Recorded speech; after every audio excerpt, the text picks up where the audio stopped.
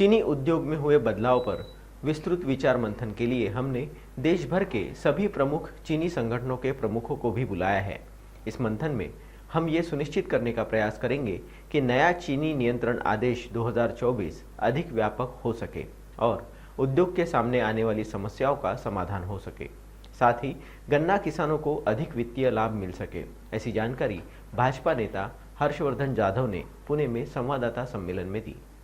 आपल्याकडं पूर्वी 3 कायदे होते केंद्र सरकारचे। त्या 3 कायद्यातले 2 कायदे एकत्र करण्याचं ते केंद्र सरकारने धोरण स्वीकारलेले आहे।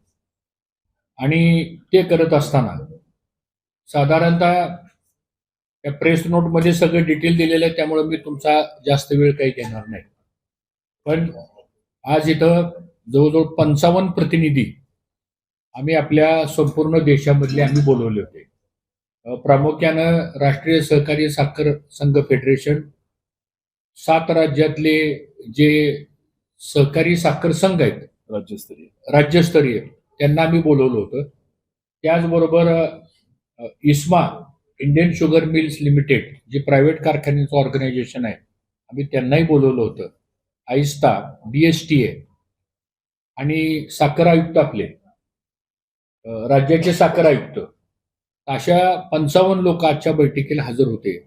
आणि 12 वाजल्यापासून 4 वाजेपर्यंत अत्यंत विस्तारानं ह्या कायद्याच्या प्रत्येक क्लॉज बाय क्लॉज आमची चर्चा झाली।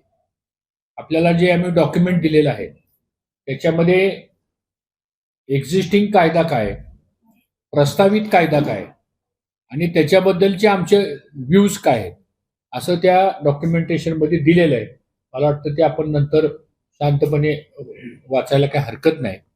आणि एकंदरीत हे सर्व करत असताना नव्या आदेशामधील एकूण 15 सेक्शन्सवर आम्ही सेक्शन निहाय सविस्तर विचार केलेला आहे।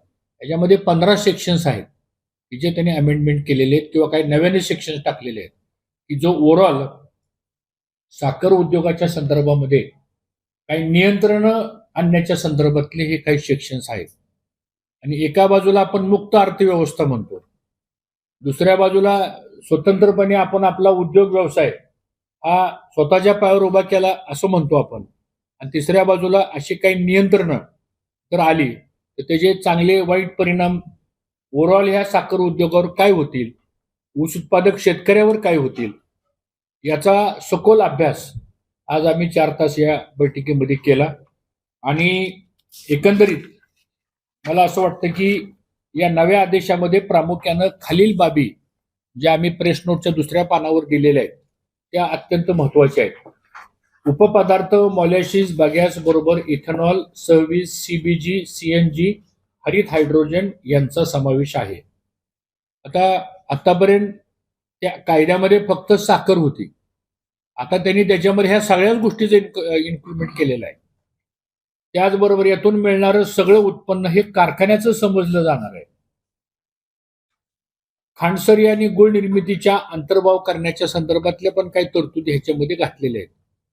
साखरेचे उत्पादन, साठवणूक, वाहतूक, विक्री यावर नियंत्रण असावे हे पण आणण्याच्या संदर्भातल्या काही तरतुदी त्यांनी त्याच्यामध्ये घातलेल्या आहेत। साखरेचं पॅकिंग आणि साखरेच्या दर्जाबाबत मानके ठरवण्याच्या संदर्भातले पण काही तरतुदी त्याच्यामध्ये त्यांनी केलेल्या आहेत। आणि साखरेची गुणवत्ता मानके नव्याने निश्चित करून कच्च्या साखरेला स्थानिक बाजारात विक्री करण्यास अनुमती देणे इत्यादी अशा काही बाबी त्याच्यामध्ये त्यांनी अंतर्भूत केलेल्या आहेत। त्यामुळे आजच्या ह्या विचार मंथनामध्ये हा 2024चा जो अध्यादेश त्यांनी काढलेला आहे